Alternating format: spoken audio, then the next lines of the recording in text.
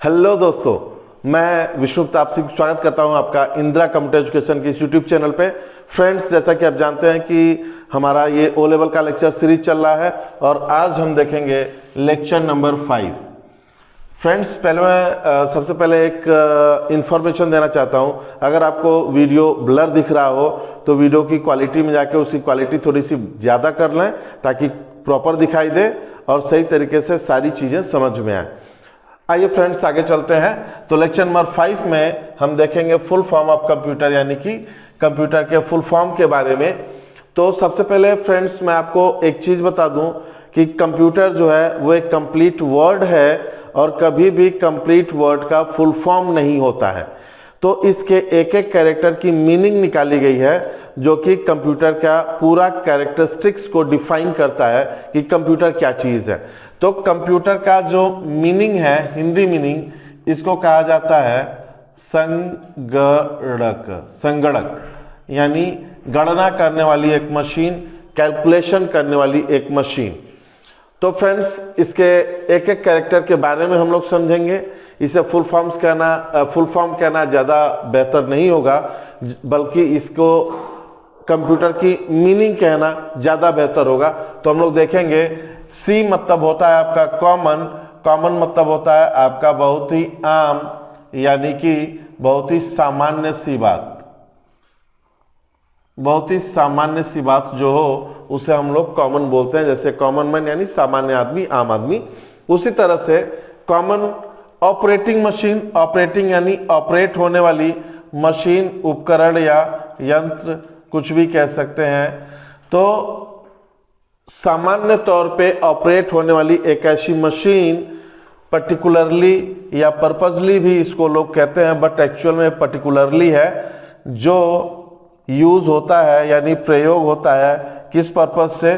Trade यानी कि business, education यानी कि शिक्षा, रिसर्च यानी कि खोज। तो फ्रेंड्स, एक बार फिर से देखिए, आम तौर पे यानी सामान्य तौर पे ऑपरेट होने वाली एक ऐसी मशीन है जो ट्रेड में यानी बिजनेस में, एजुकेशन में एंड रिसर्च में यूज होता है। तो फ्रेंड्स, एक बार आप पूरा कंप्लीट देख लीजिए, स्क्रीनशॉट ले सकते हैं फुल फॉर्म्स का। तो फ्रेंड, एक बार अगर हम इसको एक सांस में या एक लाइन में हम कहना चाहें तो कंप्यूटर एक ऐसी मशीन है जो कि हमारी लाइफ के हर फील्ड में यूज होता है। क्यों? क्योंकि अगर हम लाइफ की फील्ड्स की बात करें कि हमारी लाइफ में क्या क्या चीजें होती हैं, कौन कौन से फील्ड होते हैं, तो ट्रेड यानी बिजनेस को अगर हम हटा दें, एजुकेशन यानी शिक्षा को हटा दें और रिसर्च यानी खोज को हटा दें, तो हमारी लाइफ में कोई भी ऐसी फील्ड बचती नहीं है जो कि हमारी लाइफ में हो। यानी कि हमारी लाइफ में जन्म से लेकर मृत्यु तक कहीं न कहीं इन्हीं तीनों चीजों के इर्द गिर्द हमारी लाइफ घूमती रहती है। हमारी लाइफ इन्हीं तीनों चीजों के बीच में रहती है। जैसे एक बच्चा पैदा हुआ, हॉस्पिटल में पैदा हो रहा है तो कहीं कहीं टेक्नोलॉजी से रिलेटेड है, पढ़ने जा रहा है तो एजुकेशन से रिलेटेड है, जॉब में जा रहा है तो बिजनेस से, नौकरी से रिलेटेड है, बाइक से जा रहा है टेक्नोलॉजी से रिलेटेड है, कोई कुछ भी अगर कोई मोबाइल फोन यूज कर रहा है, रिसर्च टेक्नोलॉजी से रिलेटेड है। मीन्स ये कह सकते हैं कि इन तीनों के अलावा हमारी लाइफ में कोई ऐसी फील्ड नहीं है जो इन तीनों के अलावा हो। हमारी लाइफ में इन्हीं तीनों में ही हमारी लाइफ शुरू से लेकर आखिरी तक यानी जन्म से लेकर मृत्यु तक इन्हीं तीनों में समाहित रहती है। तो फ्रेंड्स, एक लाइन में हम ये कह सकते हैं कि कंप्यूटर एक ऐसी इलेक्ट्रॉनिक मशीन है। Computer is an electronic device, computer is an electronic machine.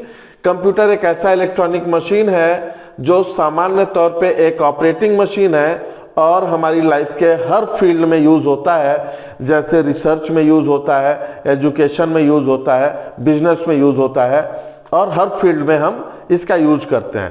तो दोस्तों, जैसा कि आपने देखा, कंप्यूटर के फुल फॉर्म के बारे में हम लोगों ने सीखा। अब हम देखेंगे डेटा के बारे में। What is data?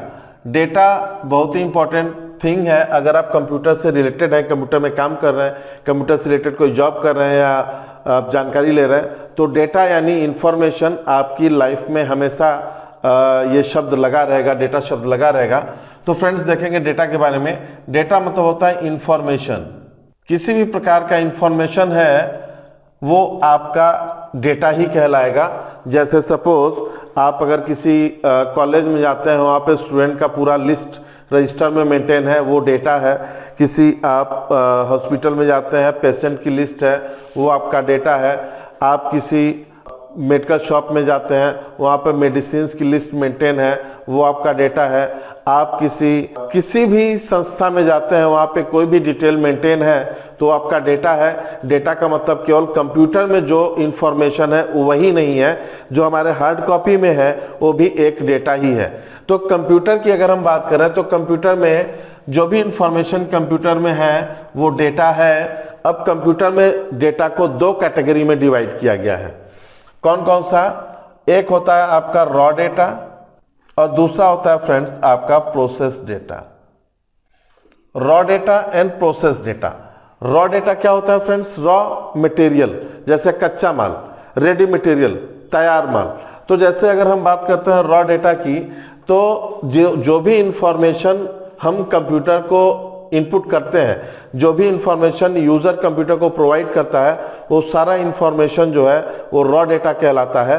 और जो भी information computer as a result user को देता है, वो इंफॉर्मेशन आपका प्रोसेस डेटा कहलाता है। जैसे यहाँ पे समझेंगे एक स्ट्रक्चर के साथ।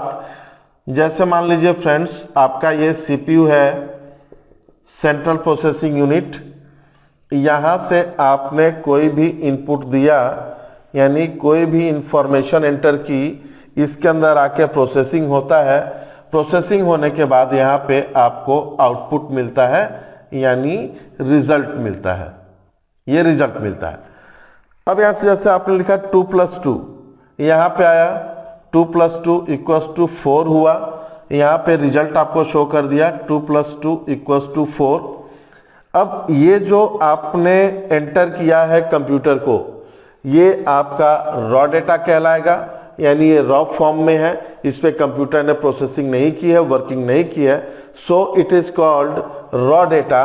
एंड ये प्रोसेसिंग हो रही है आपकी, ठीक है फ्रेंड्स। तो प्रोसेसिंग हो रही है। आफ्टर प्रोसेसिंग जो आपको रिजल्ट मिल रहा है, ये रिजल्ट है 2+2 = 4। तो ये आपका कहलाता है प्रोसेस डेटा। तो फ्रेंड्स यहाँ पे जो रॉ डेटा है, इसे हम इनपुट के नाम से जानते हैं, यानी जो भी हम कंप्यूटर को प्रोवाइड करेंगे इंफॉर्मेशन, वो सारा इनपुट कहलाता है। और जो भी कंप्यूटर हम लोग को रिजल्ट प्रोवाइड करेगा, वो सब हम लोग आउटपुट के नाम से जानते हैं। दोस्तों अब हम देखेंगे लैंग्वेज ऑफ कंप्यूटर के बारे में, यानी कि कंप्यूटर की लैंग्वेज क्या होती है, कौन से लैंग्वेज में कंप्यूटर समझता है, ये हम लोग देखेंगे। तो जैसा कि आप जानते हैं कि कंप्यूटर क्या है, कंप्यूटर एक आपका हार्डवेयर मशीन है। आपका एक हार्डवेयर मशीन है। तो जब ये हार्डवेयर मशीन है तो ये क्या समझता है? ये पावर की सप्लाई को समझता है, यानी करंट के लैंग्वेज को समझता है। तो इसको अगर हम बात करें ठेठ भाषा की, यानी कि जैसे ठेठ भाषा एक होता है, देहाती भाषा होता है, उसमें अगर हम बात करेंगे तो हम इसको कह सकते हैं कि ये हार्डवेयर लैंग्वेज को समझता है। हार्डवेयर लैंग्वेज समझता है। लेकिन थोड़ा सा अगर हम इसको और बेहतर करके अगर हम जानना चाहेंगे, बेहतर करके अगर हम बोलेंगे, तो इसको हम कह सकते हैं मशीन लैंग्वेज को समझता है। मशीन लैंग्वेज यानी कि पावर की सप्लाई ही जाती है, उसी को समझता है, उसी के अकॉर्डिंग हम लोग को रिजल्ट देता है, ठीक है। और अगर हम डीप नॉलेज वाली बात करेंगे तो हम कहेंगे कि ये बाइनरी लैंग्वेज समझता है। अब फ्रेंड्स बाइनरी लैंग्वेज क्या होता है, तो इसके बारे में थोड़ा सा देख लेते हैं। बाइनरी लैंग्वेज आपका 0 और 1 होता है, इसे हम लोग कहते हैं बाइनरी लैंग्वेज। 0 मतलब आपका होता है ऑफ बिट और 1 मतलब होता है आपका on bit. 0 means of bit, 1 means on bit. अब यहाँ पे बात आती है कि ये ऑफ और ऑन बिट है क्या। तो यहाँ पे थोड़ा सा फ्रेंड्स आपको समझना पड़ेगा कि कंप्यूटर बाइनरी लैंग्वेज समझता है, यानी 0-1 समझता है, और 0-1 ही क्यों समझता है, इसके लिए हम लोग क्या करेंगे, थोड़ा सा डीप नॉलेज लेंगे, थोड़ा सा हम लोग देखेंगे कंप्यूटर के मदरबोर्ड के बारे में। जैसा कि आप जानते हैं, हमने लेक्चर में बताया था कि कंप्यूटर का जो सबसे इंपॉर्टेंट डिवाइस होता है वो मदरबोर्ड होता है। और मदरबोर्ड में बहुत सारे वायर इस तरह से आपके प्रिंटेड होते हैं, बहुत सारे वायर होते हैं, ऐसे वायर होते हैं कि इसके अंदर कोई छेड़खानी नहीं की जा सकती, कोई चेंजेस नहीं किया जा सकता इतनी आसानी से। अब जब यहां से कोई भी नंबर या कोई भी अल्फाबेट हम लोग कीबोर्ड से प्रेस करते हैं तो वो क्या करता है, जस्ट एक पावर की सप्लाई जनरेट करता है और वो पावर की सप्लाई वायर के माध्यम से हमारा मदरबोर्ड पे आता है। और सपोज मदरबोर्ड पे ये पावर की सप्लाई आई, यहां से आई और इस तरह से आके यहाँ पे आके इस सर्किट पे खत्म हो गई। तो फ्रेंड्स इसमें बहुत सारे ऐसे पॉइंट हैं जहां पे पावर की सप्लाई पहुंची और बहुत सारे ऐसे पॉइंट सर्किट हैं जहां पे पावर की सप्लाई नहीं पहुंची। तो जैसे मान लीजिए इस पॉइंट पे पावर की सप्लाई आई तो यहाँ पे हमारे जो साइंटिस्ट लोग थे उन लोगों ने लॉजिक दिया, जहां पे पावर की सप्लाई आएगी वहां पे हम 1 मानेंगे, जहां नहीं आएगी वहां पे 0 मानेंगे। तो यहाँ पे इन्होंने 1 माना, 1 माना, 1 माना, इस तरह से पावर की सप्लाई जहां जहां आई वहां 1 माना, जहां नहीं पहुंच रही है वहां पे इन्होंने 0 माना। और इसी 0 and 1 का जो कॉम्बिनेशन है ये हमारा कहलाता है बाइनरी लैंग्वेज। तो 0 मीन्स होता है ऑफ बिट, यानी कि उस पॉइंट पे, उस सर्किट पे पावर की सप्लाई नहीं जा रही है। जनरेशन ऑफ कंप्यूटर जब हम पढ़ेंगे तो उसमें हम लोग देखेंगे कि फर्स्ट जनरेशन का जो कंप्यूटर था वो कितना बड़ा था फ्रेंड्स, वो बहुत ही बड़ा था, एक पूरे रूम के बराबर था, हॉल के बराबर था। और उसमें जो सर्किट थे वो बहुत बड़े बड़े सर्किट डिजाइन किए गए थे। और उस सर्किट पे जब हम पावर सप्लाई देते थे तो हर सर्किट पे किसी सर्किट पे बल्ब जलता था, किसी पे बल्ब नहीं जलता था। तो उसी को कॉन्साइज रूप में किया गया है और वो हमारा मदरबोर्ड का रूप ले लिया है। तो जिस सर्किट पे पावर की सप्लाई आती है वहां पे बल्ब जल जाया, यानी कि ये मानते हैं कि बल्ब वहां पे जल गया यानी पावर की सप्लाई आ रही है, तो इसलिए वहां पे ऑन बिट कहते हैं। और जहां पे पावर की सप्लाई नहीं जाती है उसे हम लोग ऑफ बिट कहते हैं। तो फ्रेंड्स ये तो आपके समझ में आ गया कि जो हमारा लैंग्वेज कंप्यूटर जो समझता है वो बाइनरी लैंग्वेज समझता है, यानी 0 and 1 समझता है। और आई थिंक ये भी समझ में आ गया कि क्यों समझता है, because computer is an electronic machine. Computer एक इलेक्ट्रॉनिक मशीन है और इलेक्ट्रॉनिक मशीन में सिर्फ 2 ही चीजें पॉसिबल हो सकती है, या तो पावर की सप्लाई आएगी या तो नहीं आएगी।